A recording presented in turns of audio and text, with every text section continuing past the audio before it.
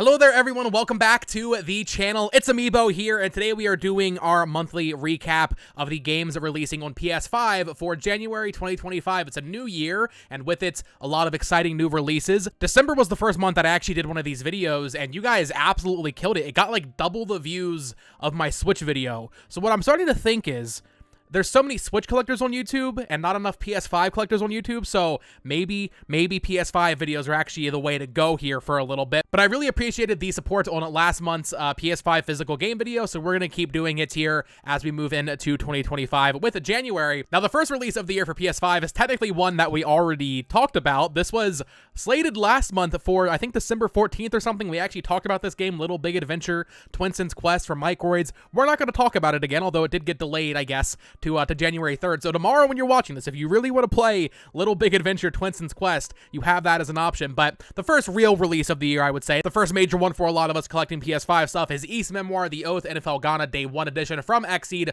releasing on January 7th for $59.99. I talked about it in yesterday's video quite a bit. Very excited for this, because Ys 10 Nordics was my first time playing through an Ys game all the way, and I really enjoyed it, right? I don't think it's like a masterpiece or anything, but it was a solid, action RPG. Now that we're getting some of these older games being brought over to the Switch, very excited to go back, especially because The Oath and Felghana is a very short game. According to How Long to Beat, this is like a 10-hour game, which is literally perfect. I'm expecting January to be a very, very busy month. So to get a remaster here, this was originally released in 2005 on Windows in Japan. Then it got remastered or re-released on PSP around like 2010, I think. And now we're getting it remastered once more for the PS5, Switch, and of course PS4 as well. So very excited for this. I'll be picking it up on Switch, although maybe eventually, if it's cheap enough, I would like to get it on PS5 as well. Although I really don't like these big box versions that Xseed does for their games. Xseed are marvelous, man. They're always doing these stupid big box versions. And yeah, it's cool. You get some bonus goodies. This includes a soundtrack, a keychain set, some postcards, a cleaning cloth. Like, that's cool.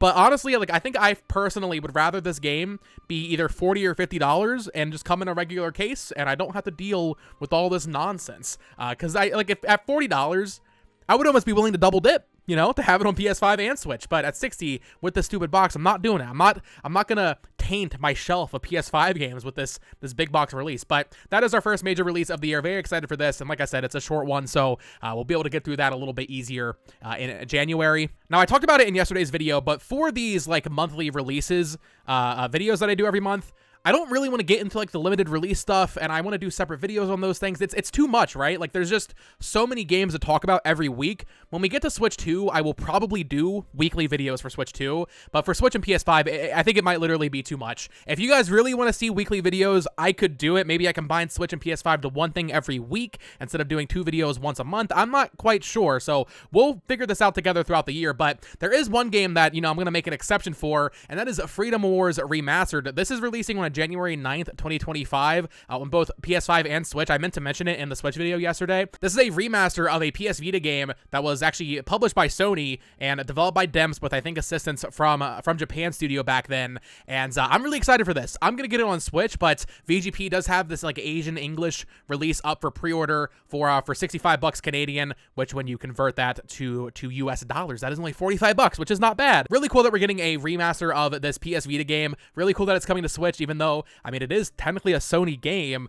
So I wanted to mention this one just because this is actually one of the higher profile releases for January, I would say. It's just that it's not getting a physical in America, which is frustrating because I wish it was. Like, I wish I could go to Best Buy and buy this game with the ESRB logo in the corner. But yeah, definitely wanted to mention this. I forgot to mention it in yesterday's video. If you play this on PS Vita, you probably would pick it up again, right? If you want to play it again, because it's like one of the highest reviewed Vita games, or at the very least, it's one of the most fondly talked about PS Vita games in terms of exclusives. I never really got a chance to play it. I think I messed around with it for a little bit. It has this very unique concept where I think it's almost like a Monster Hunter-like-esque multiplayer thing. Basically, you have like a prison sentence, and you're working these jobs for the government to work down your prison sentence and eventually get free. So that's my basic understanding of the game. Very cool concept, and looks like a lot of fun. So this is one I definitely want to pick up, but probably on Switch realistically, although it is a Sony game, so maybe PS5 is the place to go for this. But yeah, this is a pretty big one that I forgot to mention in the Switch video yesterday. Wanted to rectify that. Next up, going back over to GameStop here. Capcom is doing something a little weird here. So I believe a year or two ago, they released next-gen patches for all of their Resident Evil games that were released on PS4. Not like the older games like 0 and 1 Remake and all that, like 4, 5, 6, but Resident Evil 2, 3, and 7 are all getting PS5 physical releases for $29.99 on January 10th. So here's all of them. It's just the same cover arts that we had on the PS4 versions, but it is pretty cool that these are getting a physical release. I gotta be honest, even though I have these on PS4, my collector brain, my Capcom, the Capcom lover in me is looking at these and I'm like, ooh, I kind of want to get these on PS5. I have no reason to do it. The next-gen patch was free. We'll have to wait and see if that next-gen patch is on the disc. I would hope it is. There may be a download. We'll have to wait and see what goes on when this actually does release. But yeah, cool to see them just kind of updating the label for this, right? So this can have even longer shelf life, because all three of these games, in my opinion, are masterpieces. Even 3, I know people don't love RE3 Remake. I've never played the original. I don't know about all that clock tower stuff that got removed and people are upset about that, but as like just a fun like action movie night kind of game, I really enjoyed Resident Evil 3. And then of course Resident Evil 7, one of the best games of the past 2 decades in my opinion, one of the best Resident Evil games. I freaking adore Resident Evil 7 and Resident Evil 2 Remake. I actually think I like RE7 more than RE2, but like I don't think that's the popular opinion. I think RE2 is pretty widely considered like the best Resident Evil game next to 4. But yeah, it's cool that they're re-releasing all these on PS5, $29.99, January 10th. I would say if you're like me and you kind of want to buy them just to have more for your Resident Evil collection, I would say wait, because I could totally see these being like $20 on Black Friday or something. So you'll save a little bit of money. $30 for each though. If you have not played any of these games, I highly recommend you play all 3 of them, because they are all fantastic games, and $30 is pretty cheap to get into it. Next up from THQ Nordic on January 14th, we have a Truck and Logistics Simulator. Joked about this in the Switch video yesterday.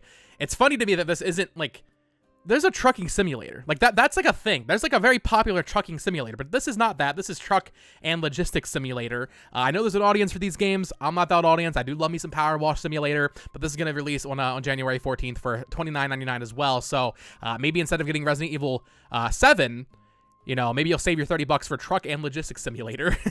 Next up on January 17th, we have what I would say is the biggest release of the month for me, personally. Anyway, I actually included this game in my top 10 most anticipated games of 2025, and that is Dynasty Warriors Origins from Koei Tecmo. It's going to be $70, so I think this is our first Warriors game that's getting a $70 price tag at launch. But January 17th, for some reason, GameStop's not showing it here. Very excited for this. Played the demo, absolutely loved it. As you all know, if you've been watching my videos, been on a huge Dynasty Warriors binge. Just learning about the series, playing all the actual entries, because I grew up loving all the tie-in games, but this will be my first proper Dynasty Warriors game I play on launch, and like I said, from the demo, I was really enjoying it. So yeah, this is one I'm definitely excited for. There is a digital deluxe version if you'd rather pay even more money for that. There are also some pre-order bonuses where you get some extra costumes for your protagonist, but if you're a Dynasty Warriors fan, this is a big one, because we haven't had a mainline Dynasty Warriors game since Dynasty Warriors 9, which came out, I want to say in like 2019.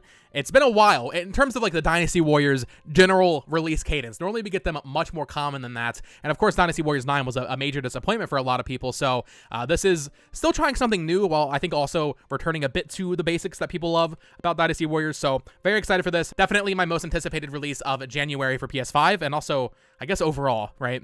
That same day, though, on January 17th, for $39.99, Bandai Namco is releasing Tales of Graces F Remastered.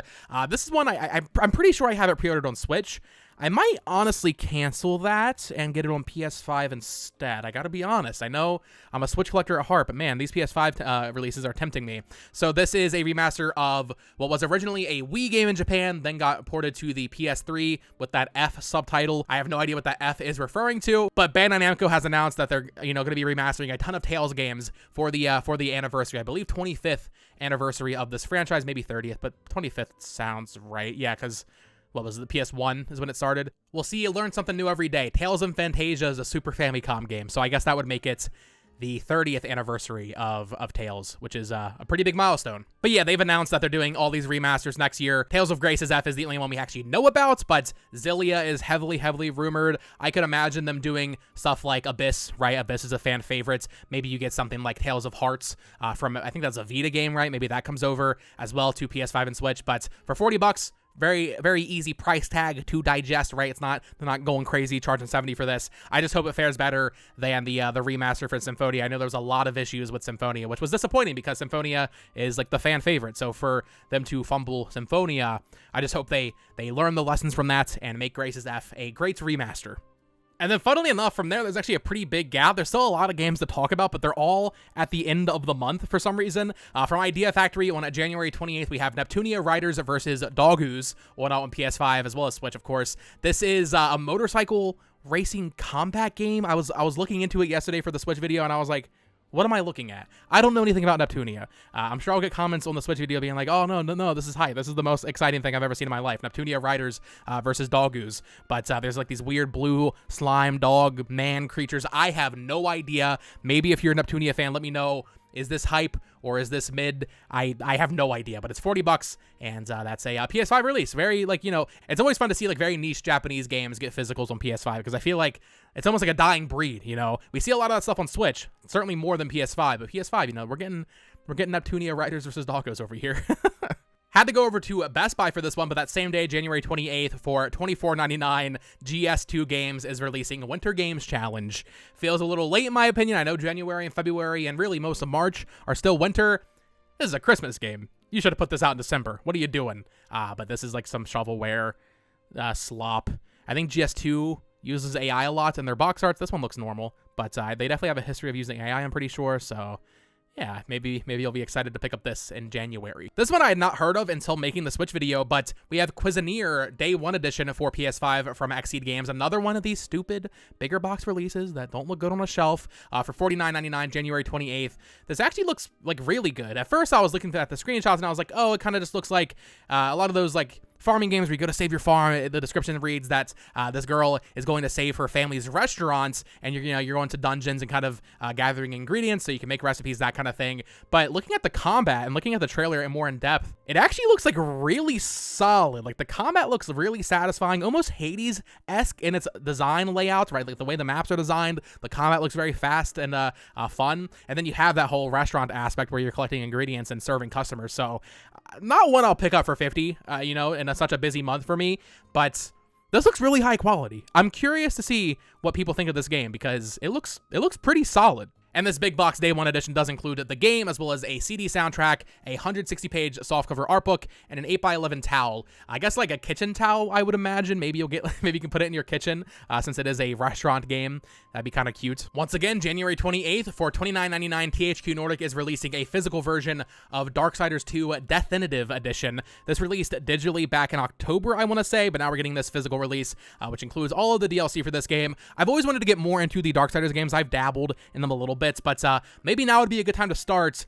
What I find slightly annoying about this is I don't believe they've done Darksiders Remastered Edition on PS5, and I'm pretty sure they haven't done Darksiders 3. Maybe there's like free download patches, but no physicals. So it's weird to me that Darksiders 2 is getting a physical when Darksiders 1 doesn't have a physical on PS5, and I don't think Darksiders 3 does. Little odd. I think Darksiders 2 is like the fan favorite of the trilogy, so maybe that's why there's like, oh, well, it's Darksiders 2. People like Darksiders 2. That's probably it. But of course, this was originally a PS3 game, came to PS4, and now it's getting a physical on PS5. Also, let me know in the comments down below, how are we feeling about getting cute with the whole definitive wording? This game is called Deathinitive. I know there's a Red Faction game that was called Remastered because it takes place on Mars. I kind of like it. I think I've heard videos of people being like, oh, I hate when they do Deathinitive. It sounds so stupid. I'm kind of into this whole Deathinitive thing, or like Remastered for the first game. I don't know. It's cute. Maybe a little too cute, but I kind of like it. This one's funny. So on January 28th, for $90, 90 bones on this one, we have the new Sniper Elite game, Sniper Elite Resistance Deluxe Edition. So that's at $90 and includes like the season pass and everything. If you're dying to play Sniper Elite that bad, you can pay $90 to get a little bit of an early access. Otherwise, you can pay $60 and get it 2 or 3 days later. Now, maybe you really want that season pass. Maybe you're a diehard Sniper Elite fan, but for me, I would say just wait for the normal release. Sniper Elite's a series I want to play more of. I played a lot of Sniper Elite 3 back in the day. I actually really enjoyed Sniper Elite 3. Played that on like when I first built my first PC. I think it was included with my graphics card or something. And I was like, whoa, this game looks so good. And I like FPS games, so it's a franchise I want to get more into. I probably will not pay full price for this. I feel like these games certainly go on sale pretty quick. This is the first one in a while, though. I think Sniper Elite 4 was a PS4 game, so it's been a little bit since we had a new Sniper Elites. And to be completely honest, I did not realize there was even one releasing in January. I feel like this franchise has slowly just faded into more and more obscurity, right? Back when like Sniper Elite V2 came out, and then 3, and then even 4, you had the Zombie Army trilogy. Like, I feel like there were people talking about this games. Now we're getting a new entry, and it's just like, okay, well, new Sniper Elite, I guess. I don't know. It just seems like it's not really making much buzz, but maybe that'll change when we get closer to the release dates at the end of January. Talked a lot about this one yesterday as well. We have Phantom Brave, the Lost Hero Deluxe Edition from NIS America on PS5. This is a sequel to a PS2 game. I think it's so cool that they're going back and making a sequel to frankly a random PS2 game that I had never heard of until it got re-released through the Prinny Presents collection on Switch. So there is a modern way to play the first game if you want to catch up for this one as well, but this has that very NIS art style, very Disgaea, right? And looks pretty cool. I think this looks pretty solid. I saw a lot of it at PAX West. I thought it looked nice. I did not get a chance to play it because PAX West was a nightmare in terms of the queue lines for a lot of these things, but the description reads, Phantom Brave, the Lost Hero is an unconventional strategy RPG that features free movement on a gridless map. Summon your Phantom Squad members during battle by confining their souls to objects on the map. What object you confine them to is up to you, and each different object informs their stats. Phantoms can also confire with special gadget items for slow-moving but hard-hitting attacks. In addition, Marona can confriends with Phantoms to transform her appearance and access special attacks. With over 50 characters and 300 skills to master, Phantom Brave, the Lost Hero is an adventure you won't forget. I think I have this pre-ordered on Switch. I would play it on Switch, but cool that it is getting a proper PS5 release. They did release the first game digitally on PS5, I think. There is a PS5 version of that game, just no physical for that. And NIS has been doing that a lot, where they're going back to a lot of these PS4 games and like just releasing them digitally as PS5 games. I kind of wish they would do physical releases for them, for the diehard collectors, for the people that want a PS5 copy on their shelf. I think Crystar is one that either got a PS5 release digitally or is getting one very soon, so maybe eventually they'll do those physically as well. I'm not quite sure, but Phantom Brave, the Lost Hero releasing on January 30th. Get hyped for that for $60. This one is very intriguing to me. So we have a Hoyoverse game, Honkai Star Rail Trailblazer Edition, releasing on January 30th for $40. To my knowledge, as someone with very limited Hoyoverse experience, I played Genshin when it came out for like a month and that was it. I'm pretty sure this is the first time we've ever seen one of their games get a physical copy, which is really cool. The description on GameStop here does say that it includes a gilded holographic character 9-card set, 2 exclusive PS5 holographic Chibi Trailblazer keychains, a physical PS5 game disc and disc cover, exclusive PS5 postcard, and PS5 game redemption code for some exclusive items. That's pretty cool. We see Fortnite every year. They do like a holiday thing where it's just a code in a box so they can have some like retail shelf awareness. This actually has the game on a disc. Now, certainly I wouldn't expect the full game to be on there. This is a gacha game. There's going to be updates like every few days. So you're not going to have like a complete version of Honkai Star Rail on your disc. But the fact that you have a disc at all in there, they really didn't need to do that. They could have gotten away with not putting a disc in there at all. So shout out to that. I kind of like this. Hopefully they go back and do Genshin and then Zenless Zone Zero. Maybe give those little PS5 starter kits, physical versions.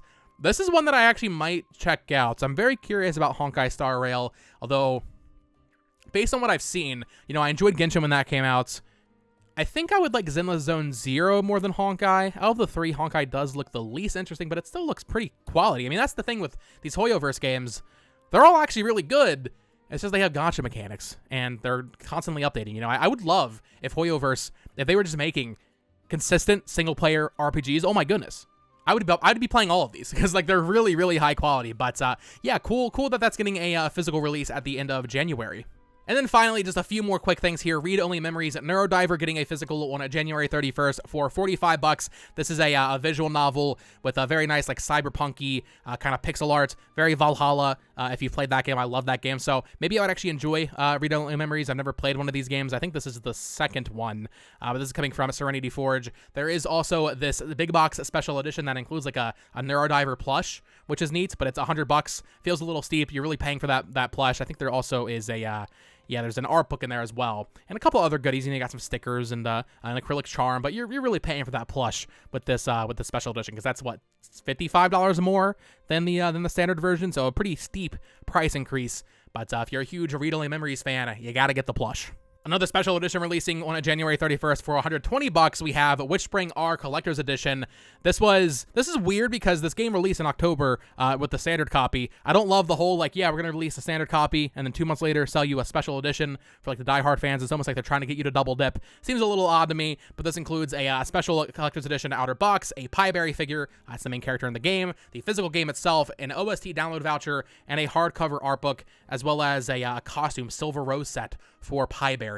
I feel like for $120, they really should be including a physical CD, but you know what? If you're a huge WitchSpring R fan, maybe you'll check this out. I bet this will probably be, this is one of those things that's randomly going to be like $1,000 in 10 years, right? Because no one's going to buy it now, and then they're going to like clearance them out, and then it's going to be super limited. I think the base game on PS5 actually is already kind of hard to find, so this is one of those random things that's going to be super expensive one day, but only for like the really hardcore collector's edition collectors, but also WitchSpring fans, which is it's a very small group of people that would want to spend that much money on this. But yeah, that's releasing on January 31st. And then finally, we have Morkull Ragast's Rage, which is a 2D action game where the character is like very self-aware that he's in a video game. I guess it's very like Deadpool in that way, where they're, you know, breaking the fourth wall, making jokes about the developers and even you as the player. Looks pretty solid, although looking at the trailer more, it looks like the backgrounds especially look very Hollow Knight. Like they almost too much like Hollow Knight. Like a little too close for comfort with this one, but that's releasing on January 31st as well for $30, so a little bit cheaper than a lot of these other games. But that is going to do it for the January releases on PS5. Let me know what you're planning on picking up in the comments down below. We got some nice RPG remasters coming out. We got, of course, Dynasty Warriors Origin, Sniper Elite. There's some really cool stuff here. Those Resident Evil re-releases are tempting, even though they really shouldn't be to me, but I want more Resident Evil stuff in my collection. So a decent month, not an insane month, but certainly better than December was. So if you guys kill it on this video, this gets a lot of views, I will keep doing this every single month. Let me know what you think of my idea. Maybe doing these weekly, covering all of the LRG stuff, all of the VGP stuff, but just doing Switch and PS5 in one video. I'm not sure how you guys would react to that. I feel like there's definitely an overlap in Switch and PS5, but there's also a lot of people that I think just watch the PS5 video, so I don't know if I want to include Switch in that, but we will figure it out as we move forward into what will be probably the Switch 2 announcement month, which will dominate what I cover on this channel for a very long time. But that is going to do it for today. Let me know what you're planning on picking up in January in the comments down below. Of course, subscribe here for more collecting content, both PlayStation and Nintendo. Follow me on Twitter at BoTalksGames, and subscribe to my Nintendo news channel at the BoTalksGames as well. Until next time, folks, peace.